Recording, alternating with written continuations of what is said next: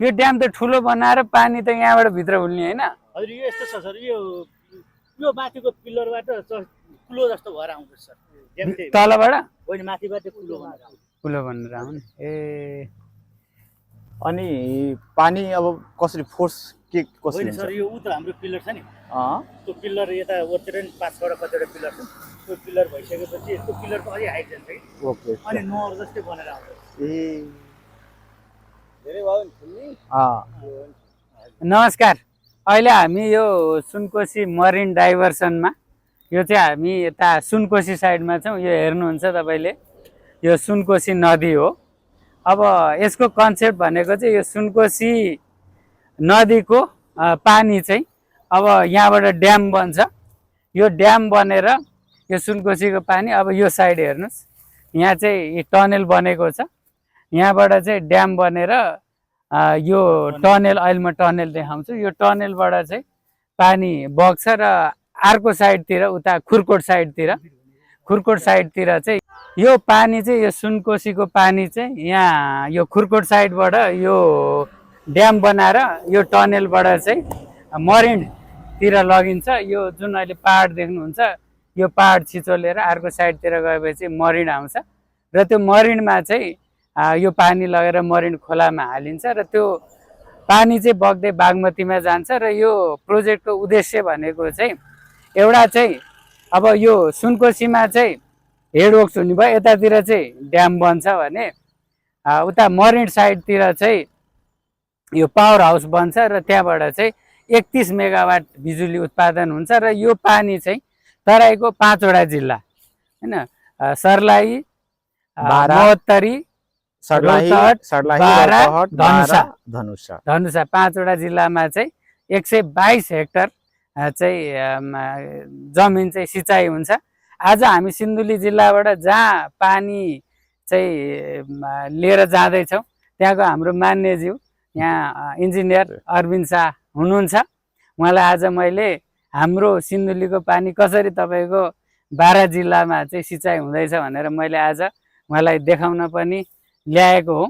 र के छ अनुभव, कस्तो लाग्यो? एकदमै यो लगभग यसो हेर्दाखेरि कन्स्ट्रक्सन धेरै अगाडिसम्म बढि नै सकेको छ र तराई मधेस जुन कृषिमा निर्भरता छ त्यहाँको जनजीवन र सिँचाइ सबभन्दा महत्त्वपूर्ण कुरो हो हैन। यसले गर्दाखेरि जुन पहाडको पानी अब सिँचाइको लागि चाहिँ अब मधेस पुग्दाखेरि त्यहाँको जनजीवन कृषि मैत्री जनजीवन अब व्यावसायिक कृषिमा अगाडि बढ्न सक्छ र यो प्रोजेक्ट चाँडोभन्दा चाँडो इम्प्लिमेन्ट होस् र सिँचाइको समस्या भोगिराखेका 5वटा जिल्ला प्लस अझै 3वटा जिल्ला जुन मधेसका बाँकी हुन्छ त्यसलाई पनि सिँचित कृषि गर्नको लागि सरकारले फर्दर पहल चाहिँ गर्नुपर्छ जस्तो लाग्छ मलाई। अब म टनेलतिर लिएर जान्छु, टनेल देखाउँछु।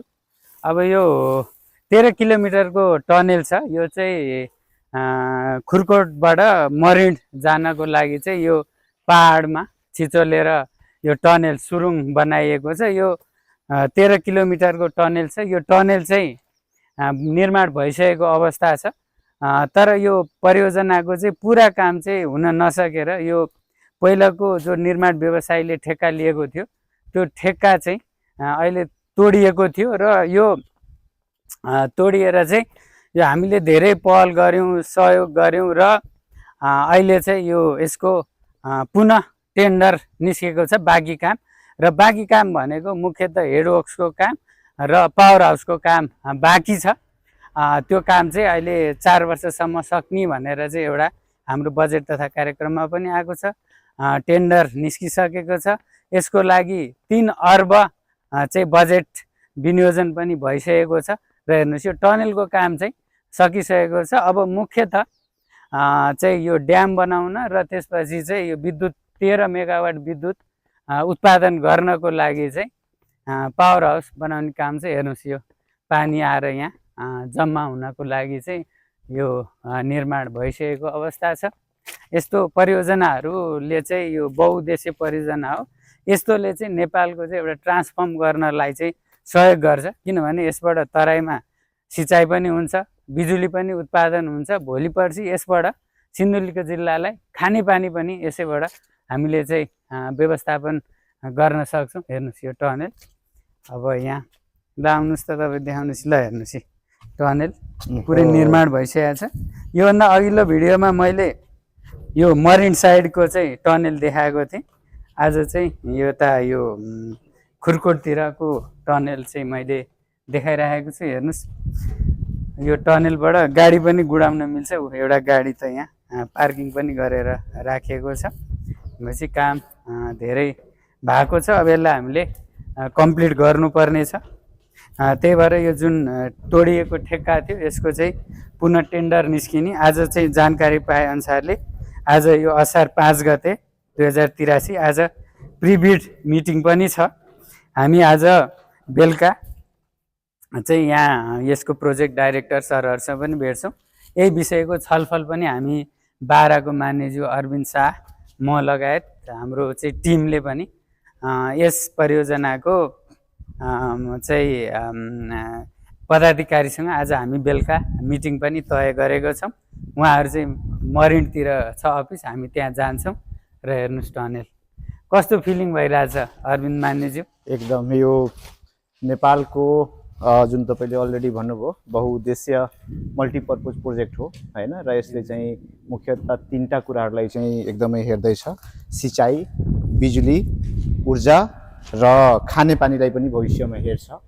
त्यो एकदमै यो प्रोजेक्ट जुन ढिलो भएको हो तर अब यसलाई चाहिँ अझै पुस गरेर चाँडै नै निर्माण गरेर सिँचाइ गर्न सक्यौँ भने चाँडै जनतामा एकदम ठुलो जुन आशा छ त्यो परिणत हुन्छ। यो सरकारप्रतिको जुन पनि आशा छ त्यो आशा चाहिँ एउटा काम गरेर देखाउने जुन पार्ट छ नि हैन, सरकारले यसलाई 4 वर्षको जुन टार्गेट लिएको छ 4 वर्षमा चाहिँ यो समापन भयो भने ठुलै राहत पाउने छ जस्तो लाग्छ मलाई।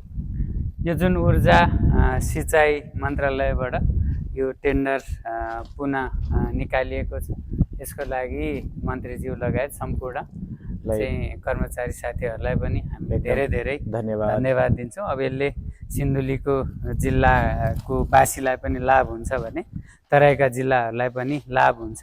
र अहिले हाम्रो मुख्य यसपालिको बजेट तथा कार्यक्रम हेर्नुहुन्छ भनेदेखि कृषि उत्पादनको लागि सिँचाइ र खोलाले चाहिँ जग्गा कटान नगरोस् भनेर चाहिँ यो बाढी नियन्त्रण र अर्को चाहिँ ऊर्जा उत्पादनलाई चाहिँ एकदमै बढी प्राथमिकतामा राखेको छ। त्यही भएर यो परियोजनाबाट पनि 31 मेगावाट विद्युत उत्पादन हुँदैछ।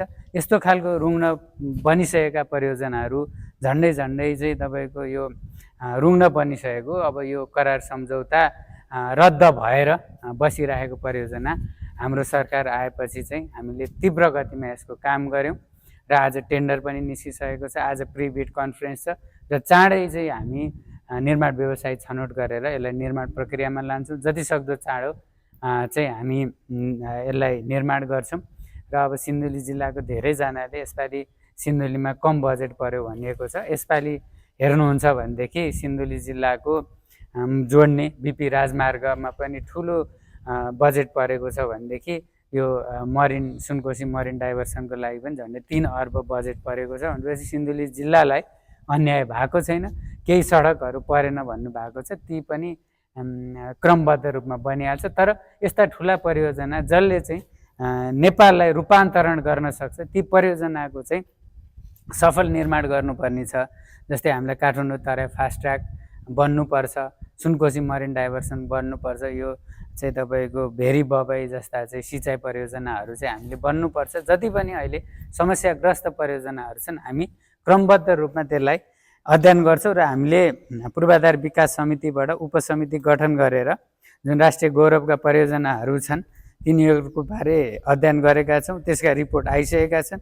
ती रिपोर्टमाथि हामी अध्ययन सुरु गरिसकेका छौँ र यी समस्याग्रस्त परियोजनाहरूलाई चाहिँ हामी एउटा गन्तव्यमा पुर्याउनको लागि परेका छौँ। त्यही भएर सबै आम नागरिकले यसमा हामीलाई सरसहयोग गर्नुहोला र हामी एउटा सफल देशलाई सफल बनाएर विकसित बनाएर चाहिँ हामी देखाउँछौँ गर्छौँ भन्ने प्रतिबद्धता पनि दिन चाहन्छु। अरविन्द मान्यज्यू बाह्रबाट आउनु भएको छ, यो देखेर उहाँलाई पनि अब धेरै खुसी लागेको होला। जहिले पनि सुन्ने गर्थे यो सुनकोशी डाइभर्सन प्रोजेक्ट चाहिँ आज चाहिँ हाम्रो माननीय आशिषज्यूले यहाँसम्म निम्तो दिएर सबै भिजिट पनि गराउनु भयो र फिलिङ आउँदैछ जुन मधेसमा सिँचाइको समस्या छ त्यो सिँचाइको समस्या अब हाम्रो सिन्धुलीका यो नेचुरल रिसोर्सेस वाटर हामीलाई चाहिँ अब सहयोग गर्ने भयो र अब एकदम खुसी छु प्रोजेक्ट लगभग धेरै अगाडि बढी नै सकेको छ र उहाँले भन्नुभयो नि रुग्ने क्रोनिक अवस्थामा भएको प्रोजेक्टलाई पुनः जीवन्त गरेर यसलाई चाहिँ हामी जुन पर्पजको लागि यति लगानी गरियो त्यो अनुसारले नै अब आउटपुट दिने कुरोमा हामी विश्वस्त छौँ। ल जति पनि हेर्दै हुनुहुन्छ हेर्नु होला, जानकारी लिनु होला। हामी विकासमा लाग्छौँ।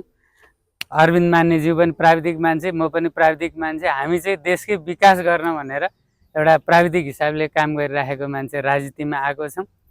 हामी देश बनाउन एकदम लागेका छौँ। अहिले त हाम्रो प्रधानमन्त्रीज्यू पनि प्राविधिक, हाम्रो भौतिक पूर्वाधार विकास मन्त्रालयको मन्त्री पनि चाहिँ प्राविधिक मान्छे र प्राविधिक र प्रशासनिक सबै मेन पावर सबै सेक्टरको चाहिँ विज्ञता भएको चाहिँ अहिले मान्यज्यूहरू धेरै हुनुहुन्छ हाम्रो संसदमा पनि। हामी विकासको लागि काम गरिरहेका छौँ, लागिरहेका छौँ। यसमा हजुरहरूको साथ सहयोग दिनुहोला। फेरि पनि धन्यवाद। म आशिष गजुरेल, सङ्घीय सांसद क्षेत्र नम्बर 2। म अरविन्द शाह, बारा क्षेत्र नम्बर 3।